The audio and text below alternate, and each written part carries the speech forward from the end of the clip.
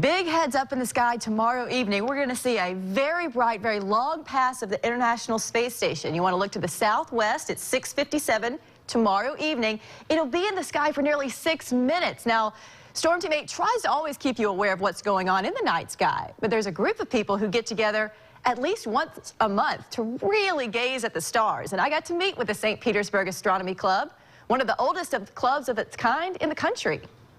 There's a bunch of stuff. It was founded in 1927, and it's been in continuous operation ever since. The St. Petersburg Astronomy Club has more than 350 members. Children that are in middle school all the way up to astrophysicists. What draws them together?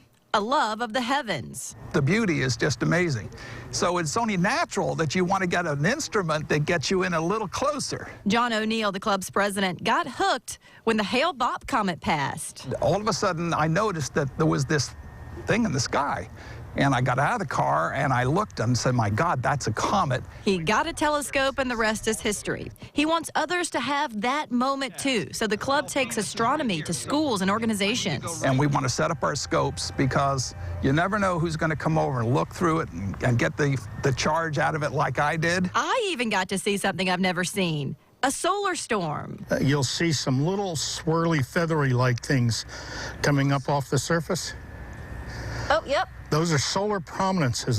That's hundreds of tons of solar material being ejected off the surface of the sun. These high-powered telescopes show more than just stars. One thing that we look at is like the Andromeda Galaxy, which we're looking at a whole galaxy about our size. This will be an exciting year for astronomers. We have another comet coming in November that is supposed to be more spectacular than Hale-Bopp, if you can believe it. Peering into the sky can open up a whole new world. Now, the St. Petersburg Astronomy Club does meet every fourth Friday of every month at 8 p.m. at the Science Center of Pinellas. Anyone is invited, and for more information, we've linked the club's website to WFLA.com under links. Mention it. Really, it's spectacular. They even have sci-fi nights where they watch some sci-fi videos out at the Science Center. Wow, that is fascinating. All right, Lee, thank you. Well, this morning we have some spectacular pictures of one of the closest galaxies to us. Yeah, the images are actually from the Hubble telescope, and they show the Messier 106, which is a 20 million light years away. Now, at the heart of the spiral galaxy is a massive black hole that pulls everything into it. The pictures also reveal the galaxy has 4 spiral arms instead of 2. 2 of the arms are made up of stars with planets and other space material. The other 2 are made up of gas formed as a reaction to the magnetic power of the black hole. Fascinating sights indeed. And looking at the roadways now, we've got a pretty good drive that continues on 275 from Fletcher to I-4. You're still looking at a quick 6-minute commute, although it is getting busier, especially as you come through downtown. We do have a little issue here.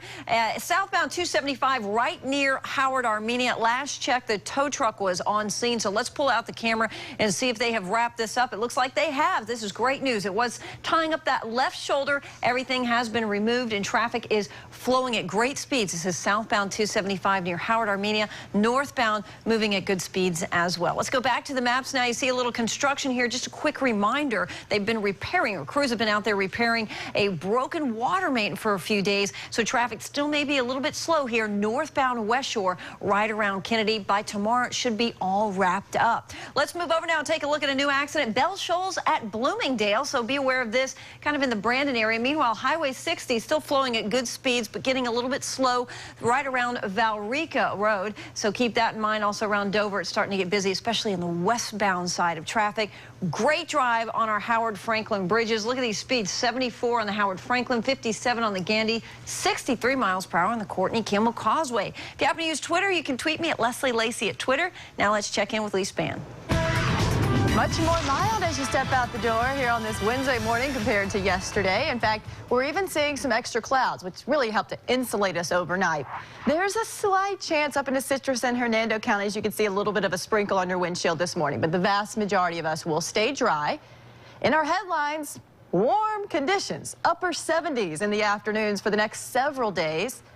There is going to be a cold front that brings us a 20% rain chance on Friday, but behind that front, we don't see much cooler air. We stay warm and we stay dry.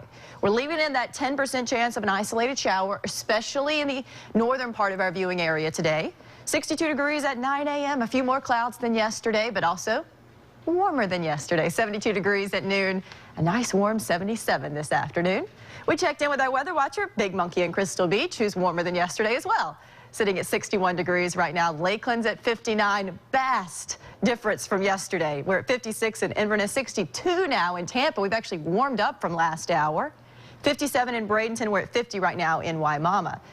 Temperatures across the country exactly as they should be. The farther north that you go, the colder it gets. We're down to 4 in Minneapolis, 19 in Detroit, 30 in St. Louis. And look at the southern tier. Not too bad. We're at 62 here in Tampa and 65 in Houston. Not a lot going on weather-wise as far as active rain or storm systems. But look down here in southeastern Texas. That's an area of low pressure that's just beginning to get its act together. It is that area of low pressure that will eventually give the front that is stalled to our north today the kick that it needs to head down to the south. And you can see the clouds across our region, also the rainfall just to our north. Now, as we head through the day today, those extra clouds kept us warm overnight, but they won't necessarily keep us cool this afternoon. Stalled front actually begins to head back to the north as that area of low pressure pushes along it. So our warm-up continues with just a couple of extra clouds. Highs today at 77. This evening still very mild at 73, and then down to 62 degrees overnight, which is more mild than last night. 78 degrees for Thursday and Friday. Notice we're not that much cooler on Saturday and Sunday after that cold front, but we do lower the rain chances and lower the humidity. So it should actually be great weather this weekend. Big event going on across the Bay Area. Yeah, everybody who's going to get out to the fair will have some great weather for that. Yeah, and I'm great so food. excited. All right, thank you very much. It's 6:20, and again, tomorrow you can eat that deep fried butter, watch pigs race, all at the same place at the fair. I want that big Fred Flintstone looking hunk of meat, you know? It's Yeah, like a that turkey bone. leg. Yeah. Then the state of Florida is one step closer to collecting a sales tax on all online purchases. And a game changer, a state-of-the-art learning center has the world's only hybrid OR. You're watching News Channel 8 today.